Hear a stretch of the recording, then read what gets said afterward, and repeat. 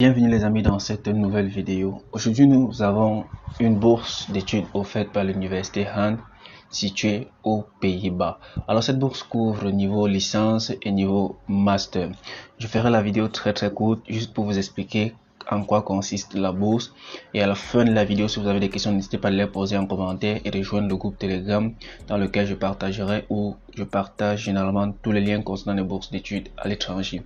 Alors présentement nous sommes dans le site de l'université en question, et lorsqu'on essaie de regarder cela, nous allons essayer de lire les différentes conditions, les différentes bourses qui sont offertes par cette université-là. Alors, la première bourse concerne ceux qui veulent venir faire un niveau licence. Pour ceux qui veulent venir faire un niveau licence, il y a 3 bourses disponibles dans cette université. La première est la bourse offerte par Orange Tulip. La deuxième est la bourse offerte par Hans Holland. La troisième est la bourse honorifique ou la bourse d'honneur. Alors, ici est mentionné les différents prix maximum que l'étudiant ou le candidat peut bénéficier pour cette bourse d'études ici, et les différentes zones que couvre cette bourse d'études.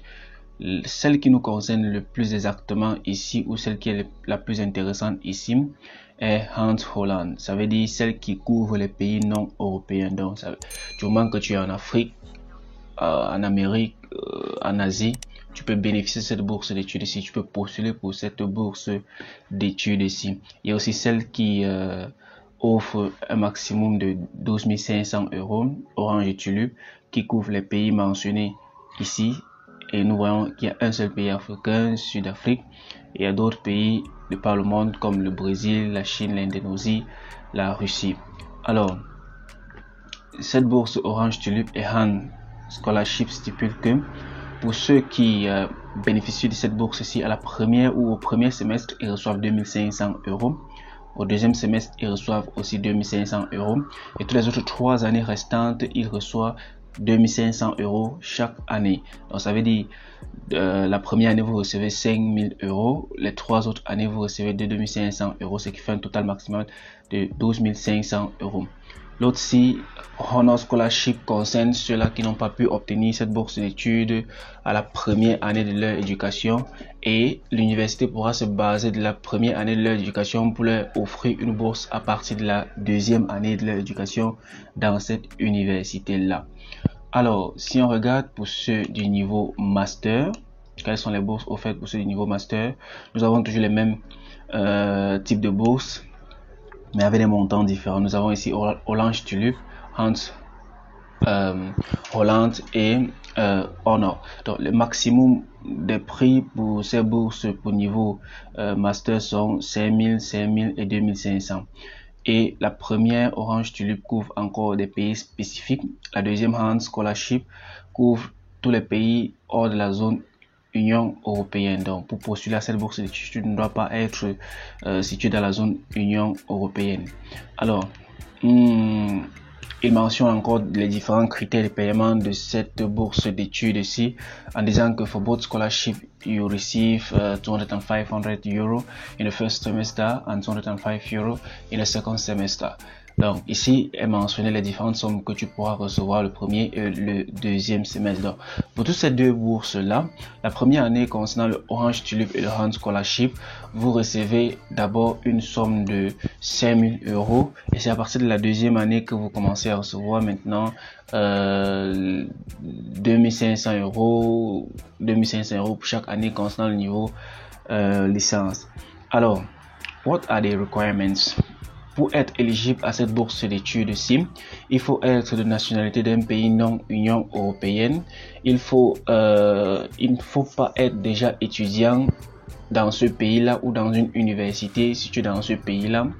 Il ne faut pas avoir you have been accepted. Il faut être accepté dans cette université de Hand University avec un programme universitaire bien déterminé.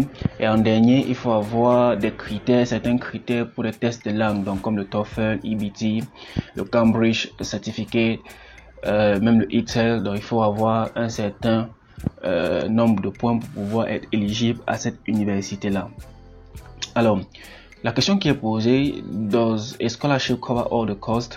Ils disent que la bourse d'études ne couvre pas tous les coûts. Donc ça veut dire quoi? c'est toi l'étudiant qui sera en charge de ton billet d'avion, ton visa et tout ce qui va avec, c'est-à-dire tout ce qui va avec toutes les dépenses que tu auras à faire. Donc c'est tout ce que tu dois faire ou tout ce que cette bourse t'offre, c'est les frais pour pouvoir payer tes frais de scolarité. C'est une certaine somme pour pouvoir payer tes frais de scolarité tout au long de ton éducation dans cette université. Alors, ce qui fait que toi l'étudiant ou toi le candidat, tu dois devoir prouver une certaine somme financière qui pourra te permettre de payer ton logement et tout le reste pendant ton éducation dans ce pays-là. Alors, how are the scholarship paid? Comment la bourse d'études est-elle payée? Your scholarship is paid in 2 terms, in March and September. Are you starting your degree in February? Your scholarship is paid in February each year. Donc, si tu commences ton degré, ta formation en février, la bourse d'études est payée ce même février de toute année. Alors, les deux conditions pour commencer à recevoir le paiement de cette bourse d'études ici: il faut être étudiant dans cette université et avoir un compte bancaire à la Deutsche Bank portant votre nom.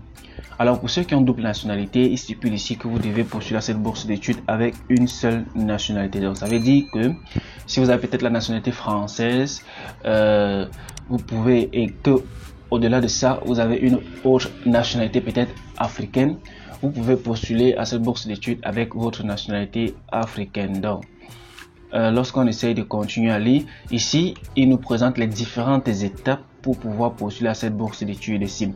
Alors, la première étape qui est mentionnée est celle de faire d'abord votre demande d'admission dans cette université-là, selon votre programme choisi, selon tout ce que vous voulez faire comme formation. Vous faites un choix de programme et aux différentes dates mentionnées ici. Juste après votre demande d'admission, l'université en question vous enverra une réponse, et dans cette réponse, si vous êtes éligible à cette bourse d'études là, elle vous enverra un lien pour pouvoir candidater à cette bourse d'études. Alors, la deuxième étape est la préparation de ta candidature, c'est-à-dire of your application. Alors, lorsque tu as fait ta demande d'admission dans cette université et qu'elle t'a répondu avec un lien, bien sûr, les documents que tu devras préparer entre-temps sont: le premier, une lettre de motivation qui explique pourquoi tu seras un élève succinct ou un élève à succès dans cette université. Deuxièmement, tu dois expliquer dans une vidéo de moins de 3 minutes portant les adresses suivantes. Tu dois décrire pourquoi tu penses que tu es une personne excellente et qu'est-ce que tes anciens enseignants et amis pensent de toi, et pourquoi as-tu choisi telle filière dans cette université. Si par exemple tu as pris filière ingénierie mécanique, pourquoi as-tu choisi cette filière ingénierie mécanique? Pourquoi as-tu choisi cette filière de droit international dans cette université?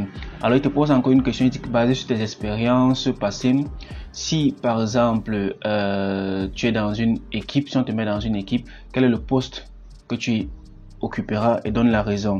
Alors, quelles sont tes ambitions de carrière professionnelle après 10 ans, où te vois-tu après 10 ans, et tu finis par ton CV. Après cela, il y a la soumission de ces documents que tu devras faire aux différentes dates mentionnées ici. Alors, pour ceux qui commencent en février 2022, le délai est de 19 octobre à 12 p.m. CST. Vous pouviez consulter cette heure selon votre Greenwich Meridional Time, selon votre GMT. Vous consultez et découvrez l'heure à laquelle cette bourse d'études fermera. Alors, après cela, vous pourriez recevoir une notification, et ils ont donné le délai de réception de la notification qui est le 3 novembre. Et après, si vous avez été accepté à cette bourse d'études, vous pouvez directement procéder avec les différents procédure visa pour pouvoir faire votre déplacement dans ce pays-là. Alors présentement, nous allons aller voir comment est-ce que choisir une filière selon le niveau. Alors pour connaître quelle est la filière que vous pouvez choisir, tout ce que vous allez à faire, tout ce que vous devez faire, c'est d'aller dans cette rubrique-ci au niveau de l'admission. Et lorsque vous cliquez sur l'admission, elle vous dirige ici, dans cette partie-ci, qui vous informe sur comment postuler, sur quand est-ce que vous pouvez postuler, qui est la première étape pour pouvoir postuler à cette bourse d'études, c'est de faire une candidature dans cette université.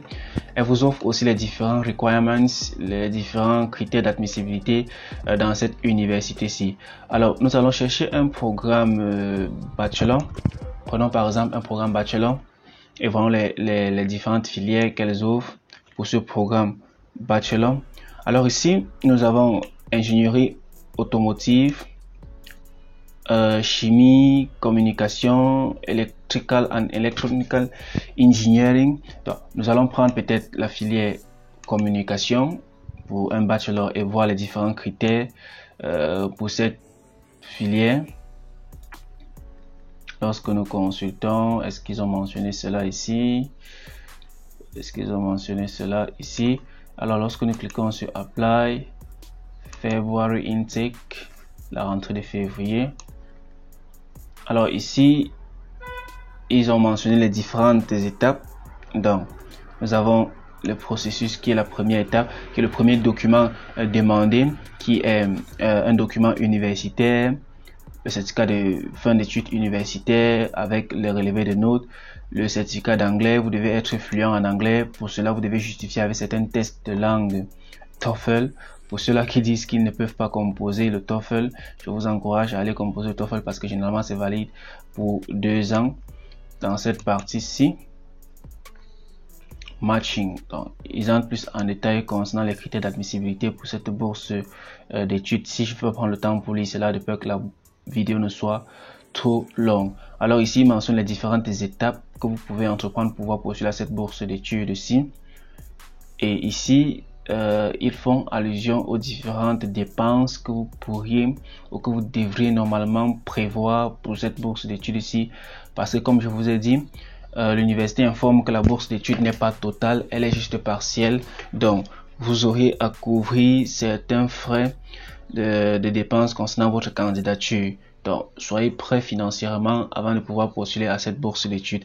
Alors les amis, je pense que je vais arrêter ici. C'était juste une très petite vidéo là. C'est vrai que la vidéo a fait 12 minutes pour vous montrer cette offre de bourse dans cette université. Si vous êtes intéressé, allez-y postuler. On ne sait jamais. Pensez à joindre le groupe Telegram dont le lien est juste en description de la vidéo, parce que c'est dans ce groupe que je partage différents liens concernant les bourses d'études en Turquie et toutes les informations concernant aussi les bourses d'études internationales. Aussi, si vous avez des questions, n'hésitez pas à les poser en commentaire, n'hésitez pas de liker ou de partager cette vidéo et on se dit à la prochaine vidéo. Portez-vous excellemment bien.